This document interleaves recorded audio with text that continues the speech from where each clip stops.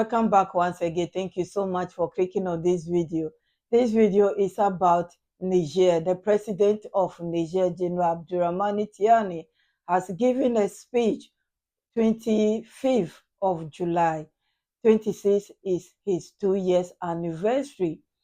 Sorry, I've delayed because I'm having some technical issues, but I've worked on it now and I'm here to share it with you. Families, please listen to the speech and I'll be back. Thank you so much for your time. Army General ABDOURAHMANE Tiani, President of the Republic and Head of State, delivered the message to the nation that I invite you to listen to.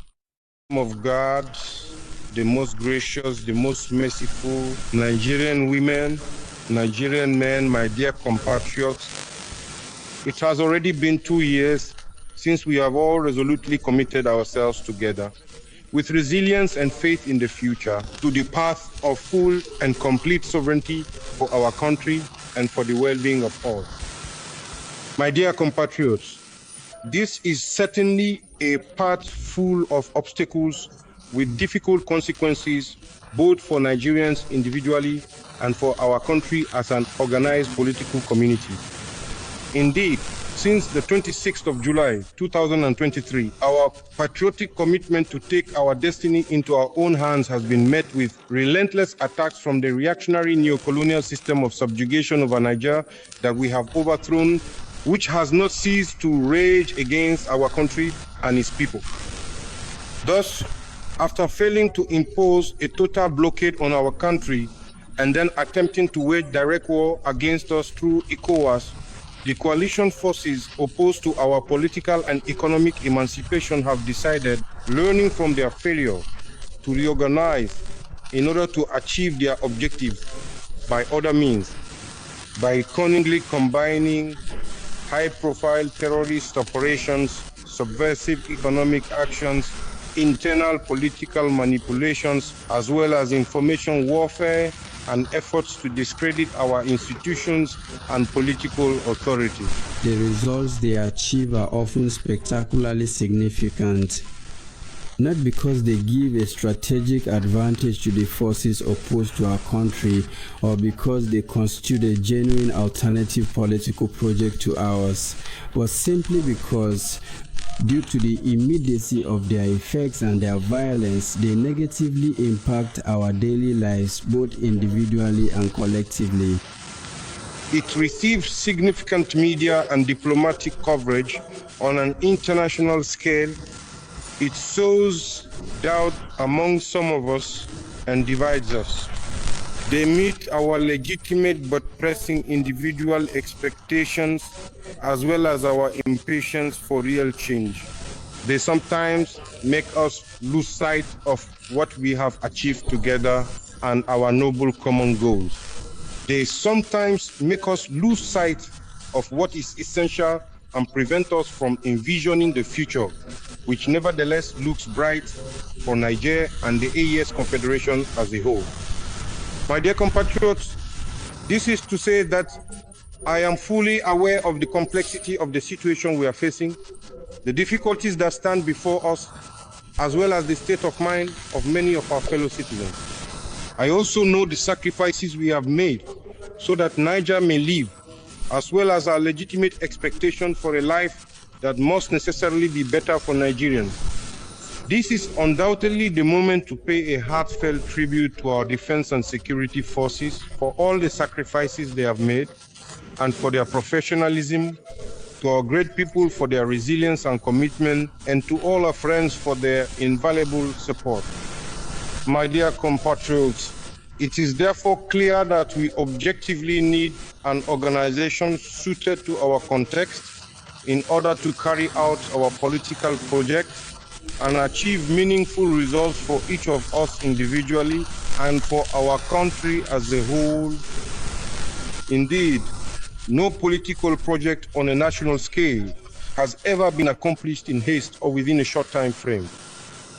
This is especially true in the case of Niger, given in particular our unique political history, the challenges related to the exploitation of our natural resources, and the unprecedented adversity we are facing today. That is why we have together adopted a charter of refundation within an inclusive and consensual framework.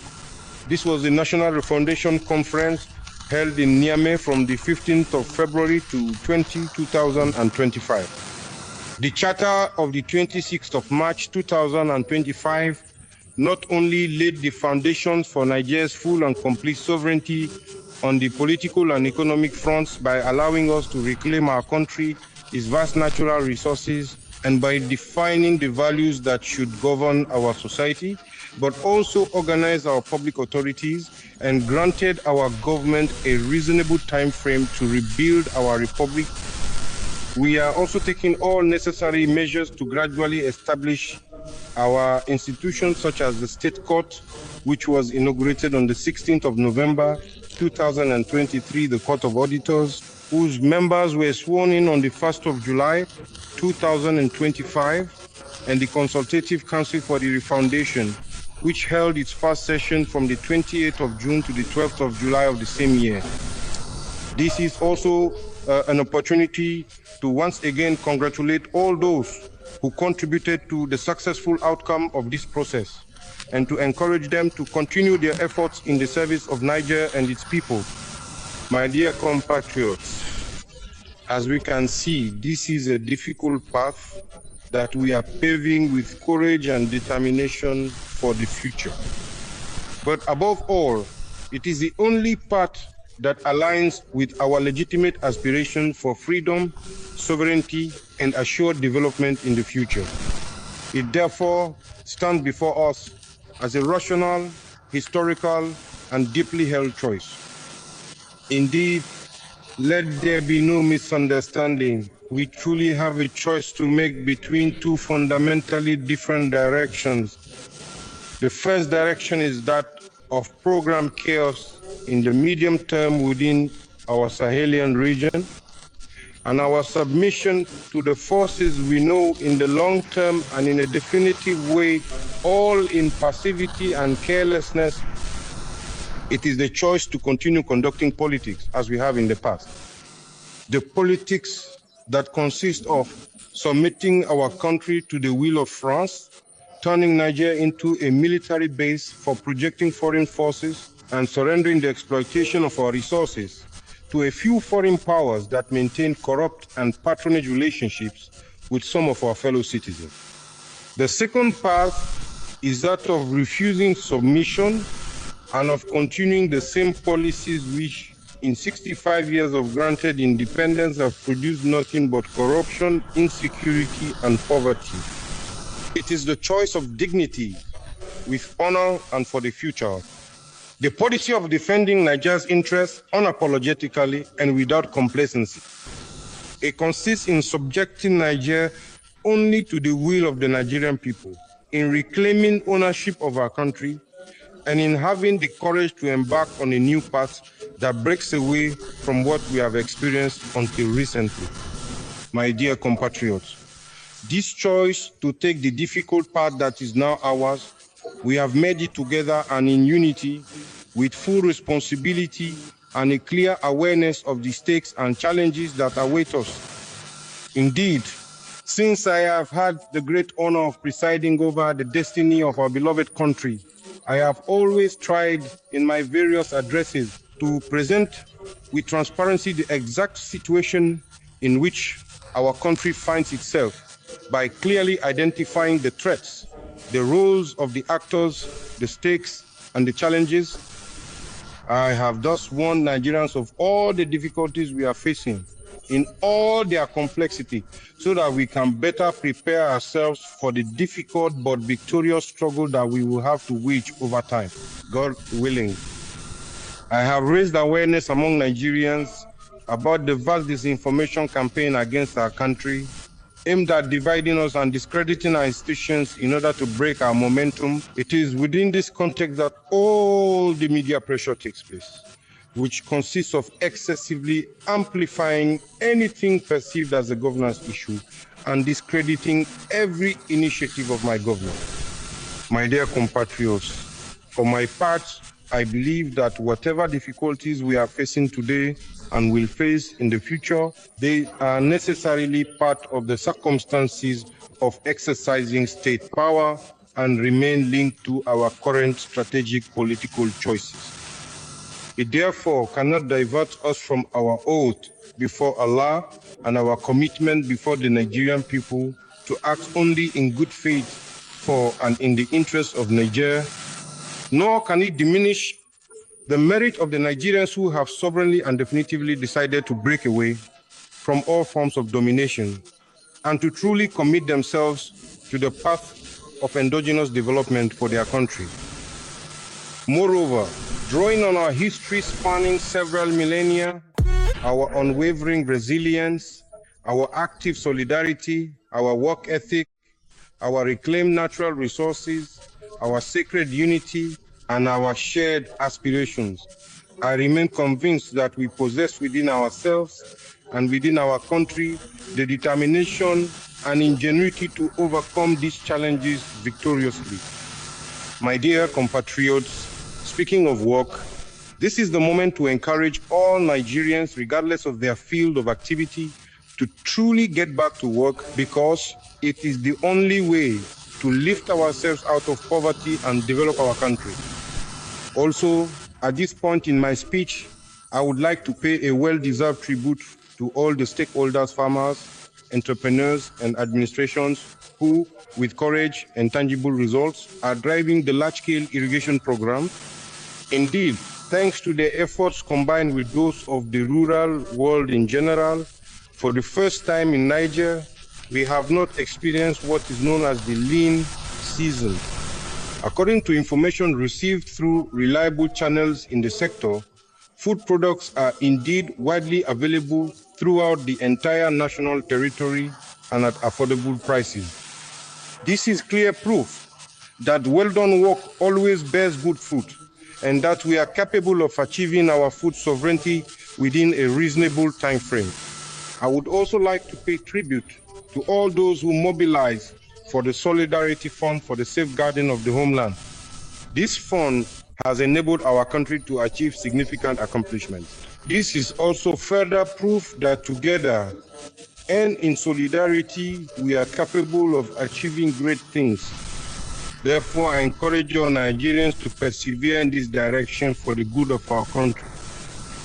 Nigerian women, Nigerian men, my dear compatriots, at the end of my speech, I would like to reassure Nigerians that despite the difficult circumstances we are going through and the fierce adversity we are facing, our country is indeed on the right path of dignity, sovereignty, and the fight for a better future for all. No difficulty, no trial, no obstacle present or future should weaken our commitment to Niger or hinder the realization of our great common project. This is about the survival and the future of our country. I therefore urge you to show even greater commitment and dedication so that together, in unity and solidarity, we can succeed. This is a share of historical responsibility. As for the rest, I invite all Nigerians to intensify their prayers and supplications so that Allah continues to protect our country, blesses us with a good rainy season, and grants us success in all our projects for Niger and our AES Confederation. It is moreover convinced of the importance of our prayers in achieving this project and taking into account the current difficult context that I have instructed the government to limit the commemorative activities for the second anniversary of the National Council for the safeguard of the homeland's accession to power to sessions of Quran, recitation and prayers throughout the national territory, so that Allah may continue to bestow His mercy upon our country, grant us a fruitful rainy season and success in all our individual and collective endeavors, God willing. Long live Niger. Long live the Confederation of Sahel States.